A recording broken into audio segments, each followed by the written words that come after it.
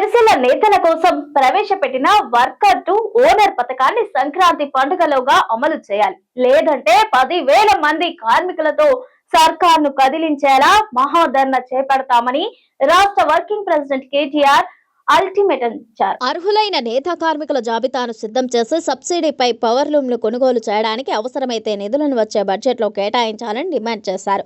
కార్మికుడిని ఆసామిని చేయాలన్న ఉద్దేశంతో ప్రపంచంలో ఎక్కడా లేని విధంగా గత కేసీఆర్ ప్రభుత్వం 200 ఎకరాల్లో 400 కోట్లతో చేపట్టిన ఈ వర్కర్ టు ఓనర్ అద్భుత పథకాన్ని వృధా చేసేందుకు ప్రస్తుత కాంగ్రెస్ ప్రభుత్వం కుట్ర చేస్తున్నదని మండిపడ్డారు. ఈ పథకం అమలు చేయాలని అసెంబ్లీ సమావేశంలో సర్కార్ను నిలదీస్తానని చెప్పారు. నేతన్నలు ధైర్యం కోల్పోవద్దని, అండగా తానున్నానని భరోసానిచ్చారు.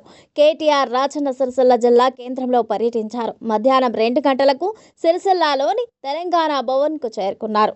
అక్కడ కాసేపు పార్టీ కార్యకర్తలు, నేతలతో మాట్లాడారు. అనంతరం ప్రభుత్వ జూనియర్ కళాశాల మైదానంలో మదీనా యూత్ వెల్ఫేర్ సొసైటీ ఆధ్వర్యంలో నిర్వహించిన KTR cup cricket premier league tournament విజేతలకు బహుమతులు ప్రధానోత్సవంలో హాజరయ్యారు. గెలిచిన అన్నారం 11 జట్టు విజేతలకు బహుమతులను అందజేశారు. జిల్లా ప్రజలకు నూతన సంవత్సర శుభాకాంక్షలు తెలిపారు. అక్కడి నుంచే రెండో బైపాస్ రోడ్లో బీఆర్ఎస్ హయాంలో ఏర్పాటు చేసిన వర్కర్ టు ఓనర్ పథకం షెడ్లను పరిశీలించిన అనంతరం కేటీఆర్ మీడియాతో మాట్లాడారు. కార్మికుడిని యజమానిని మార్చే వర్కర్ టు ఓనర్ పథకం ప్రపంచంలోనే ప్రత్యేకమైనదని కేటీఆర్ తెలిపారు. ఈ పథకం ప్రపంచంలో మరెక్కడా లేదని పేర్కొన్నారు. నేతన్నల కోసం నిర్మించిన వర్క్ షెడ్యూల్లో నిర్వహణ లోపంతో పిచ్చి మొక్కలు మొలిచాయని, దుర్గంధ వ్యాపిస్తోందని పేర్కొంటూ మీడియాకు స్వయంగా చూపించారు. దురుద్దేశపూర్వకంగానే 2 ఏళ్లుగా తస్సారం చేస్తున్నది అంటూ విమర్శించారు.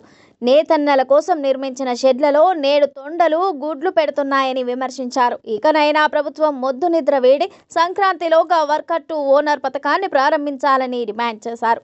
గతంలో కేసీఆర్ ప్రభుత్వం రూపొందించిన ప్రణాళికలకు అనుగుణంగా పవర్ లూమ్లను సబ్సిడీపై కొనుగోలు చేయడానికి నిధులను కేటాయించాలని సూచించారు. సిరిసిల్ల వస్త్ర పరిశ్రమలో నెలకొన్న సంక్షోభ సమయంలో నేతన్నలకు మనోధైర్యం కల్పించేందుకు, ఆత్మహత్యలను నివారించేందుకు కేసీఆర్ బతుకమ్మ చీరల ఆర్డర్లు ఇచ్చి భరోసా కల్పించారని కేటీఆర్ గుర్తు చేశారు. ఆయన చూపిన దూరదృష్టి, మానవీయత, రాజకీయ సంకల్పం చరిత్రలో నిలిచిపోతుందని తెలిపారు.